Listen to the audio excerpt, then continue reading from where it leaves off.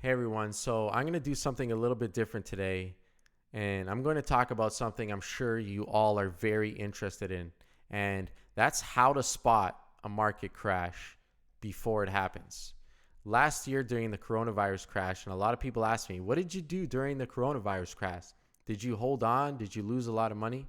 And my answer is no, I made a lot of money. I spot that crash before it happened, and I'm going to show you how. But first, in this video, I'm going to take a look at the 2008 global financial crisis. We're going to take a look at SPY, the largest S&P 500 ETF in the world, and we're going to take a look at what were the warning signs, the red flags that suggested you should get out before that big crash so that you could have spared yourself. And also, what were the signs to get back in?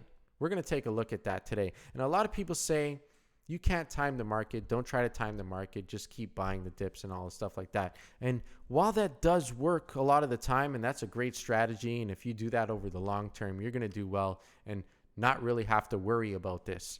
But if you do want to try to time your investments a little more, if you do want to avoid that downside or that potential downside, it could be very beneficial to know technical analysis, or to have somebody that knows technical analysis like me to be watching the charts for you to alert you for when there is those red flags.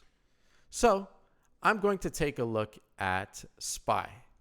And I do want to say that, of course, there is times, black swan events in particular, where the charts are not going to alert you. It is possible that there's a flash crash and that there's no warning signs whatsoever. But I found that the majority of the time, or at least in the last three major stock market crashes in terms of the coronavirus crash, the 2008 global financial crisis, and the 2000 dot-com bubble in the NASDAQ, that the warning signs were there before the crash. So while it's not always the case, it often is. And I would say the majority of the time, the warning signs are there.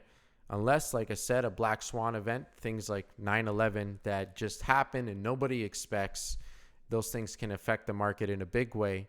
And, people may never see it coming. And there's really no way to know if something like that's going to happen unless you have inside information. So let's take a look at the chart. So we're taking a look at SPY, and this is SPY. This is over here is 2002, and that was the bottom of the dot-com bubble on SPY. Now, SPY wasn't as affected by the dot-com bubble as the NASDAQ was. To my knowledge, the NASDAQ dropped over 80% from the high to the low after the dot-com bubble, and that's because the NASDAQ is filled with technology stocks and dot-com stocks. And stocks like even Amazon dropped over 80% or even over 90% from the high to the low.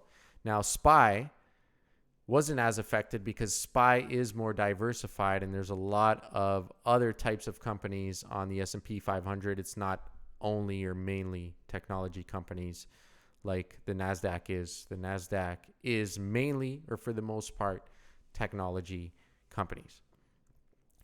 First, before we take a look at the signs to get out, we're going to take a look at what were the signs to get in at the bottom of the dot-com bubble crash. Now, as you could see, the dot-com bubble crash, S&P 500 was on a very clearly defined monthly downtrend. We're looking at the monthly time frame over here. And that trend didn't change until right over here. And it started to get quite obvious when you look at this chart. The signs were there. The signs were flashing green, buy.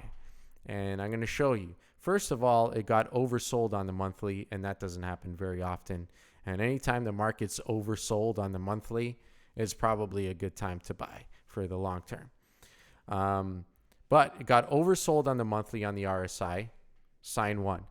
Two, big lower wicks of buying the dip on several months over here. Yes, there was a big lower wick of buying the dip here, rebounded, but then it ended up breaking this low.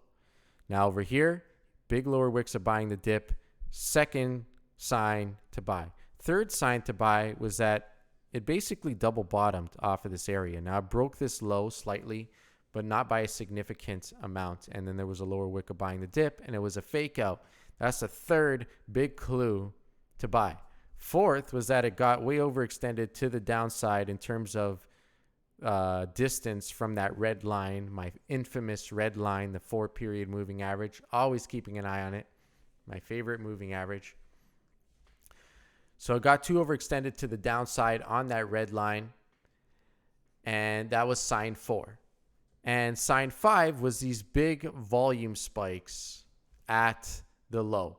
Look at these volume spikes. Big volume spike at this low. Big volume spike at this low. Big volume spike at this low. And sign 6, I think it's sign 6 or whatever sign it is, it held this support area and it set a higher low. Now, what you could have done over here was you could have bottom fished around here and set your stop loss below this area. And if you did that, you would have got in at a great time before a multi-year uptrend that lasted from 2002. Okay, this low was set in March 2003 all the way until October 1st, 2007. So over 4 years uptrend. And it was an uptrend. We're looking at the monthly chart over here, and you have your low, high, higher low, higher high, and that's when the uptrend on the monthly time frame started. Now, when investing for the long term, you want something that's in a monthly uptrend because that suggests it is in a long-term uptrend. Now, depending on the time frame you're looking to buy or trade something, you might be looking at the daily for shorter term stuff. You might be looking on the weekly for swing trades. And for longer term, you want to be looking at that monthly chart. So that was a sign to buy back in. And look, the uptrend lasted for a long time where you have low, high, higher low, higher high. And you could have bought right there, bottom fished, stop loss below there. And if you did that, you would have done very well. And like I said, the multiple signs were there. Big volume spike at the lows. Look how much more volume there was at these lows than there was down here. So big volume spike at the lows, lower wicks of buying the dip. Oversold on the monthly time frame. Essential double bottom there, or a fake out to the downside. Overextended to the downside from the red line and set that higher low. An essential double bottom and set a higher low on that monthly time frame. And all of those signs were the key to buy. And then the final sign would have been the break of this resistance right here. So now you have a low, high, higher low, higher high, but you could have bottom fished around here to really get in right near that bottom and set your stop loss below there, and you would have done very well. Those were the signs to buy. They are extremely evident on the chart. Nothing before said to buy. This was a downtrend. High, low, lower high, lower low, lower high, lower low, lower high, higher low, double top, lower low, double bottom fake out, lower high, higher low, and that's where the buy signal was really registered right here. Higher low, lower wick of buying the dip, big volume spike. RSI set a higher low as well. And right there was a sign to buy. Right at that low for this long-term uptrend. Now, what were the signs to sell? Well, it was when this trend changed. Simple as that. And the first red flag would have been right here. Was it right here? Let's check the numbers right here. What was the low right here? 137, and the low right here was 136.75. So this wasn't the red flag. It double bottomed off there. The first red flag would have been, one, the fake out above this high right here, where it faked out above this high, where it went above that, but then there was a big upper wick of profit taking. It faked out, and then it ended up closing below that candle. That was the first red flag. Second red flag was an RSI divergence on the monthly, where you set a higher high here, but the RSI didn't set a higher high. Second big red flag. Okay. Third was a break of this support level. And that was a big support level because it didn't break the low on the monthly for years. You see from here, it says low, high, higher low, higher high, higher low, higher high, higher low, higher high, higher low, higher high, higher low, higher high, higher low, higher high, higher low, higher high, higher low, double bottom, higher high, lower low. As soon as this broke, that was a real red flag to get out. Now, there was some clues before, like I said, like the fake out above the high over here, the upper wick of profit taking over there, and the RSI divergence. So there was definitely some red flags to get out right at the top, but not some extremely obvious red flags. Okay, but once that happened, once this support broke, that was a big red flag. And then to continue further on that, tried to set a double bottom there, bounced, set a lower high, and then another lower low and broke that support. And that was really the sign, okay, the trend has changed. Now the trend is really in favor of the bears, where you now have a low, high, lower low, lower high, lower low. The trend changed. It was low, high, higher low, higher high, higher low, higher high, higher low, higher high, etc. And then it changed from lower high, lower low. That's when the trend officially changed. And the most definite red flag would have been right there. Absolutely, once it set that lower low, because then it was a lower high and a lower low. But like I said, it was already setting red flags up here where you had that divergence on the RSI, that fake out above the high over here, the upper wick of profit taking. Little bit of a volume spike on this monthly chart, not significant, but a little bit of a volume spike there. And then this break of this area right here, in which it double bottomed off of, would have most definitely been a big red flag as well. And like I said, the reason I'm looking on the monthly chart is because we're looking on a longer term time frame. First, we're talking about how to spot a real market crash, something that's going to last maybe a long time or see some really significant downside. And that was it. So was several signs there. Now let's take a look on the weekly as well and just see if we could see any signs on the weekly. And here we go. Here we go. You essentially had a bearish head and shoulders on the weekly. I think this is like a big shoulder, head, right shoulder, break towards the downside. So there was quite a few signs there. Bearish head and shoulders on the weekly, lower high, lower low on the monthly, fake out above the high, pretty high volume spike at the high, divergence on the RSI. Several signs to get out before it happened. And then it was just lower highs and lower lows on the weekly. And the signs to get back in were first these huge volume spikes. Now there's this huge volume spike. Then it broke that low, but another huge volume spike. And obviously there was a lot of buying down here. Okay, but it happened multiple times. And this wasn't the exact bottom. If you bought on this volume spike, it still dropped another 30% or so. This is a big decline. How much did it drop? From the high, 156 or so, dropped all the way as low as 67. 157 to 67. That's over a 50% decline. What is that, like 70%? That's a big decline. You could have exit right up here at 138. That would have been the exit sign. That would have been the most definite exit sign. You would have been really good at technical analysis and really smart to spot it up here with this fake out, this break. Look at this. Fake out, break of the weekly higher low pattern. We see higher low, higher low, higher low, higher low. Broke the low there. So fake out, broke the low there. There was already red flags over there. I think there was a little bit of a divergence. There was a divergence on the RSI where the RSI essentially double topped. Even though it set a higher high, the RSI double topped over there. So there was signs to get out pretty much right at the top.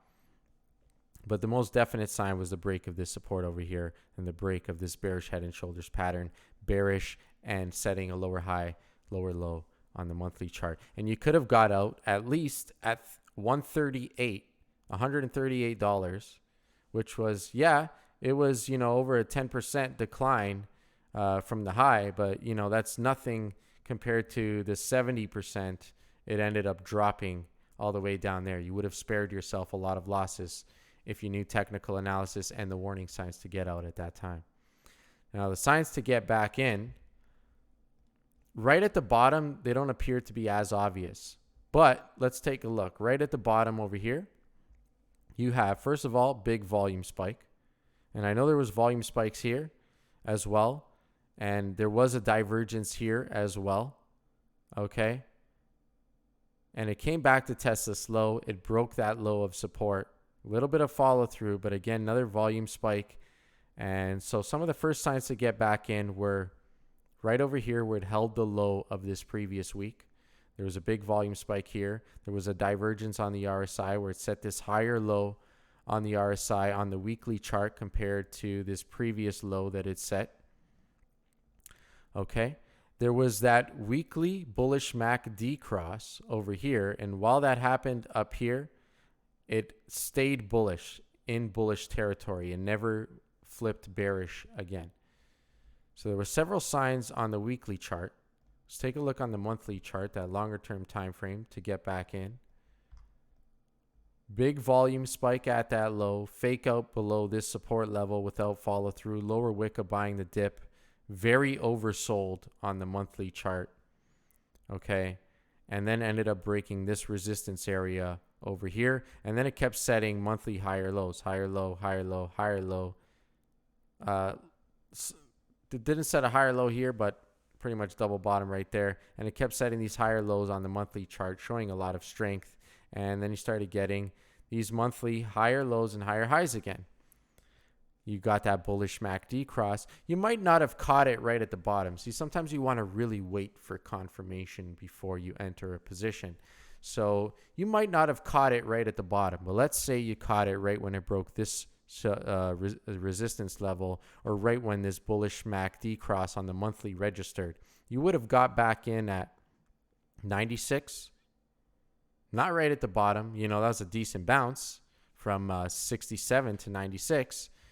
But hey, you would have got back in on 96 from exiting at 138 or so. Was that what it was? It was right up here. That's where it was. That was a real sell signal registered at 138. And if you were really good, you could have timed that top almost exactly. Okay. You see that lower high in every month over here too. And that was also a warning flag up there. But big volume spike at the low, extremely oversold, bullish MACD cross, overextended to the downside, way below that red line, broke the monthly lower high pattern over here, and kept setting higher lows on the monthly and on the weekly.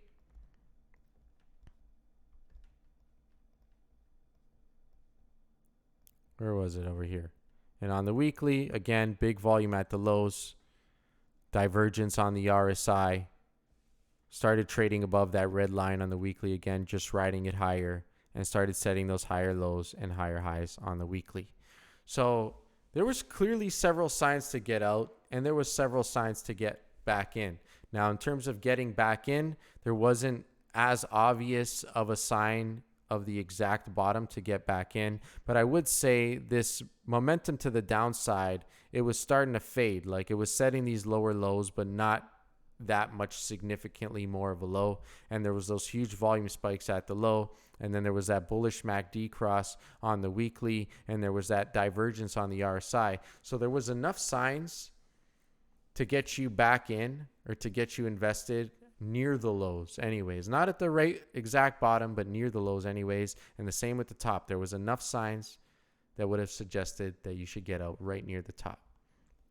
And what's interesting is that since that time, that trend has not changed all the way up until now. And I'll show you. You have a low, high, higher low, higher high, higher low, higher high, higher low, higher high, higher low, higher high, higher low, higher high, higher low, higher high. Okay. Double bottom off of there, pretty much triple bottom there. I know it broke that support ever so slightly, but lower wicks of buying the dip. Okay. It essentially maintained that higher low, higher high pattern. Okay. Higher high, higher low, higher high, higher low, higher high, higher low, higher high, lower low, but it went straight from higher high to lower low. And that's why it wasn't a true sell signal, is because you have to see a trend change. You have to see the trend change in terms of setting a lower high and a lower low. And over here, it didn't. Over here, it just went from a high to a lower low and then bounced right off of that 50-month moving average and then continued that trend upwards. This is the coronavirus crash. And I'm going to get to that in another video, and I'm going to show you the signs over there. But the coronavirus crash wasn't a long-term downtrend. It was quick, couple months. Look, 1-2 months, and then it was just straight back to up and continuing this trend upwards. So in terms of the coronavirus crash, the long-term trend never changed, and the long-term trend never changed all the way since that bottom in 2009. And it's been higher lows and higher highs pretty much ever since. And when it did break the lows, it was without any follow through, and there was no confirmation of a new trend. It never set lower highs and lower lows on that monthly chart. And also, let's take a look at the yearly. It's been setting higher lows every single year with the exception of the coronavirus crash right there. But otherwise, higher low, higher low, higher low, higher low. On every yearly candlestick, over there, slight break, but not by much. Pretty much set a higher low from there. Now, we are getting quite a bit overextended on the yearly. Our RSI is very high on the yearly. RSI is a bit high on the monthly as well, but we don't have a divergence on the monthly as of now. We're still setting those higher lows almost every single month, all the way back. Look, higher lows every single month on the S&P 500, all the way back until since S&P 500 was $319 at the low over here in September. It's set a higher low every single month.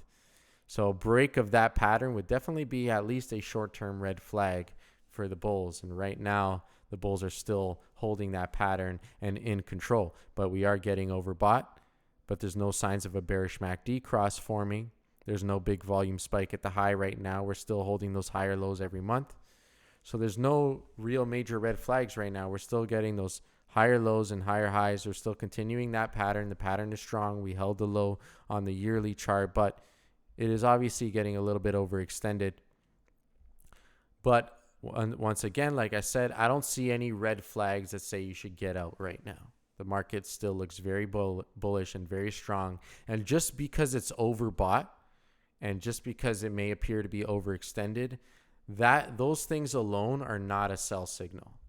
Okay, you need multiple confirmations in order to register a sell signal, such as divergence on the RSI, big volume spike, really overextended,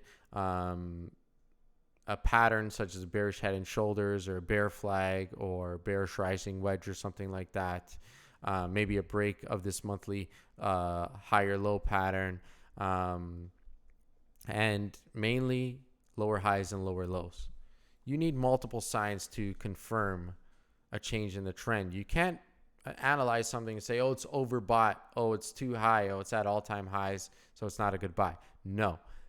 You have to look at all the indicators and combine them in order to make a very good technical analysis. And that's what I do. I take a look at the moving averages. I take a look at the patterns. I take a look at the trends. I take a look at the support and resistance levels. I take a look at the Bollinger Bands. I take a look at the volume. I take a look at so many different factors, and then I put it all together in order to make a decision. I don't base any decision off of one indicator. Okay? So I hope this video has been very informative. I think I did quite a good analysis on this, and I think it's quite obvious the signs to get out and the signs to get back in. And you saw it right here where it set that high, low, broke that support level. It was a bearish head and shoulders on that weekly chart. That was a clear exit sign. And look at these big volume spikes near the low. Very oversold, bullish MACD cross. Those are the signs to get back in. And that's how to spot a market crash before it happens. And I'm going to make further videos on this. I might just leave this one for now. But I'm going to make another video on how to spot that 2000.com crash and the coronavirus crash, which I was able to spot last year before it happened. So I'm going to show you that as well, but I'm going to do it another day. Thank you guys for watching. If you like this video, please share it with your friends. Remember to press that like button. Please do it right now. Press the like button, share it, comment, watch it multiple times so you could learn.